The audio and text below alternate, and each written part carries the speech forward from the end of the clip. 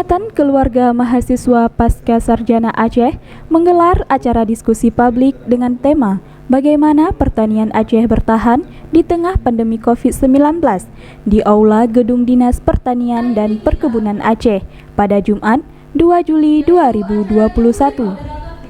Acara tersebut dibuka langsung oleh Gubernur Aceh, Nova Iriansyah melalui aplikasi Zoom dan dihadiri 30 orang peserta dan 180 peserta lainnya mengikuti secara virtual Zoom.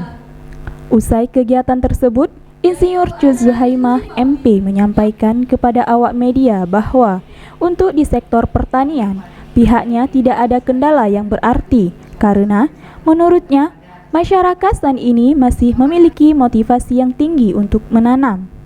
Kalau untuk di sektor pertanian mungkin kita tidak ada punya kendala berarti karena masyarakat hari ini masih memiliki motivasi yang tinggi untuk menanam dan masih memiliki motivasi yang tinggi untuk berusaha tani di tingkat komunitas pertanian.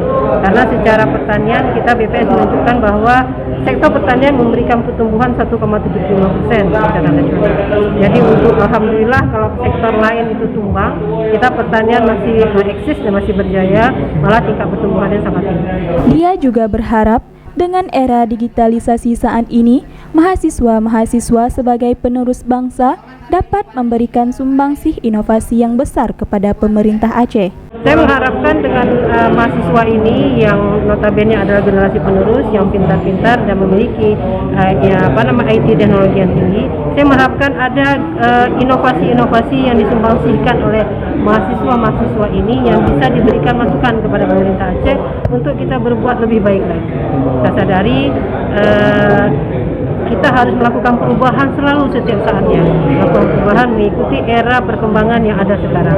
Era sekarang ada era digitalisasi dan ada inovasi yang kita harapkan berkolaborasi antara teknis dengan digitalisasi. Menutup pembicaraan, Juz Zuhaimah juga menjelaskan bahwa jika ada inovasi baru yang diberikan, maka kemudian hal tersebut akan dikajikan bersama terlebih dahulu.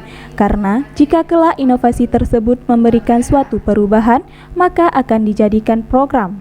Yang pertama kita akan mencoba melakukan kajian terhadap inovasi tersebut. Bersama mahasiswa yang memberikan kajian itu kita akan coba belajar, dia akan melakukan presentasi dan kita akan melakukan kajian.